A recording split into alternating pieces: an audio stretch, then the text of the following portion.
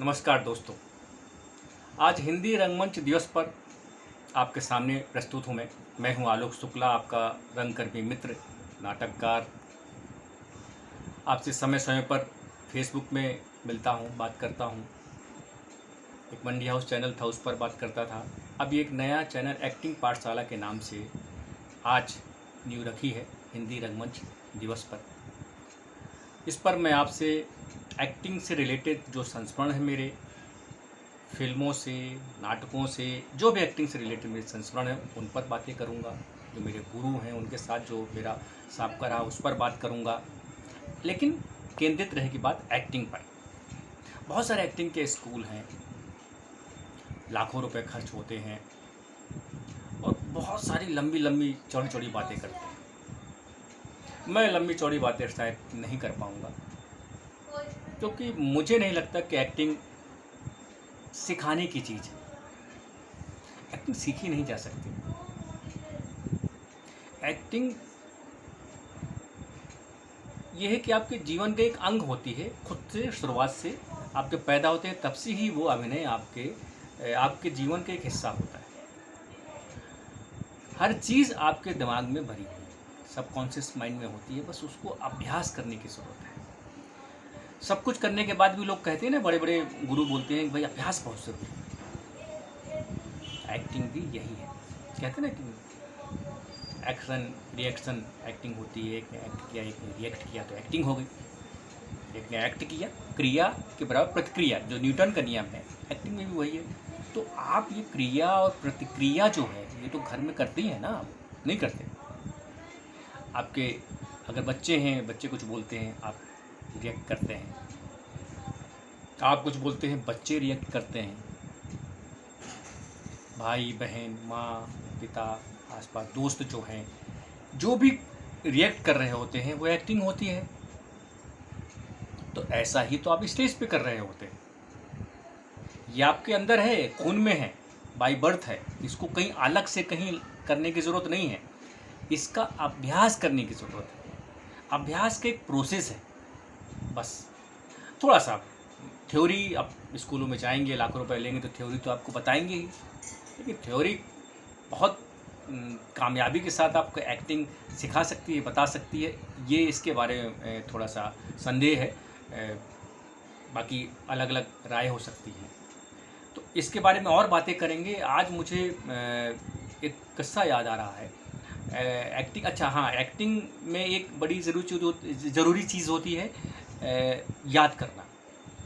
याद करने के लिए भी तरीके होते हैं। हर तरीका एक्टिंग का जो है मतलब कि आपको बताएगा कि किस तरह से एक्टिंग करनी है, किस तरह से आगे बढ़ना है। इस तरीके से याद करने का भी तरीका होता है, और इसी तरीके में एक होती है मसल्स मेमोरी। आपने सुना है, नहीं सुना मुझे पता नहीं। तो आज मैं सबसे पहले एपिसोड में मसल्स मेमोरी के बारे में आपको बताऊंगा, और ये गज़ब की है। ये मेरे साथ भी गुजरी है, और गुजरी है हबीब तनवीर साहब, द लीजेंड, थिएटर लीजेंड, जिनके साथ मुझे काम करने का मौका मिला। मैं इसके बारे में बाद में बताऊंगा, कब मौका मिला, कैसे मिला, उस बहुत बताऊंगा। लेकिन अभी मैं बताऊंगा कि मेरे साथ क्या गुजरा और हबीब साहब के साथ सबसे पहले क्या गुजरा। 1945-46 के आसपास हबीब साहब बॉम्बे गए। बॉम्बे में जैसे सब लोग जाते हैं वो भी गए, और बलराज साहनी साहब के साथ इप्टा में नाटक कर रहे थे। तो हबीब साहब ने ही ये सब बताया कि वो वहाँ पर बलराज साहनी साहब उनको एक डायलॉग के बारे में कुछ बता रहे थे। उनको हबीब साहब को याद नहीं हो रहा था, वो मेमोराइज नहीं हो रहा था, वो कर नहीं पा रहे थे। तो बलराज साहनी साहब ने आओ देखना था और कुछ बोलते एक झापड़ जोर से रसीद कर दिया। जी हाँ, बलराज साहनी साहब ने हबीब साहब को एक झापड़ और करके बोला ऐसे, ये सब याद करने के लिए। और उसके बाद अचानक क्या जादू हुआ कि हबीब साहब वो डायलॉग जो नहीं हो पा रहा था, जो एक्ट नहीं हो पा रहा था, वो हो गया उनसे, और वो याद हो गया और वो करने लग गए। अब उन्होंने बहुत सारे एक्टर के साथ गुजारा होगा ये अपने अनुभव को। मेरे साथ गुजरा 2004 में पृथ्वी थिएटर में, आगरा बाज़ार जब कर रहे थे, तो उसका एक शो हारमोनी सर्कल में था, काला घोड़ा। और हम जो है तो वो सब कर चुके थे वहाँ का। उसके बाद यहाँ रिहर्सल जैसे कर रहे थे, हमें जाना था बेंगलोर। तो बेंगलोर में शो जाने के लिए मैं उस समय बॉम्बे में रह रहा था। एक लाइन थी, परेशान हो गया, और सारी लाइन है कि मतलब कि वो ककड़ी वाले से मेरा झगड़ा होता है, वो ककड़ी खरीदने के लिए बोलता है, और वो नज़्म लिखाना चाहता है, नज़ीर साहब को ढूंढ रहा होता है, नज़ीर साहब के चक्कर में मेरे पीछे पड़ा रहता है। और उसमें एक लाइन जो है बार बार जो है नहीं निकल रही थी।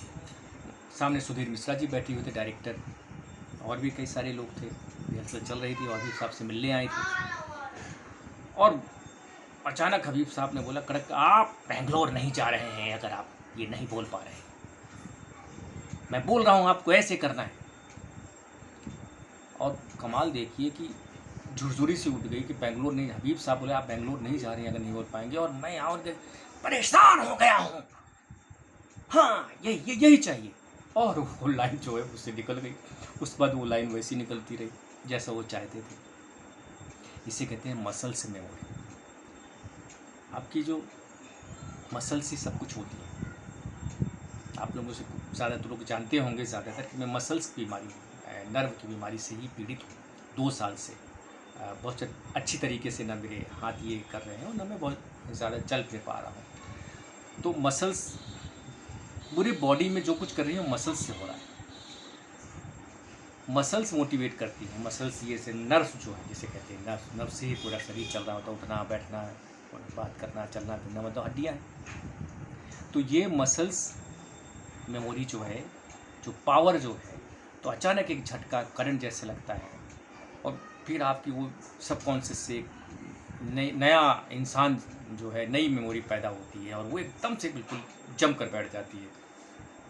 तो ऐसा नहीं उसके लिए कहीं आपको मसल से मतलब दूसरा आता होगा, तो ऐसा नहीं है कि आप एक्सरसाइज कर रहे हैं, वो ऐसा नहीं है। ये मसल्स मेमोरी इसी को कहते हैं। तो ध्यान रखें एक्टिंग के पहले कि किसी तरीके से बहुत अच्छी तरीके से याद करने की बात है। कैसे याद करना है उसमें से एक चैप्टर मसल्स मेमोरी का मैंने आज आपके साथ साझा किया। अगले चैप्टर में फिर बातें करूँगा। हाँ, आप लाइक सब्सक्राइब ज़रूर करें। कुछ पूछना चाहते हैं तो आप कमेंट्स करें, मुझे बहुत अच्छा लगेगा। अगले चैप्टर तक धन्यवाद, बहुत बहुत धन्यवाद।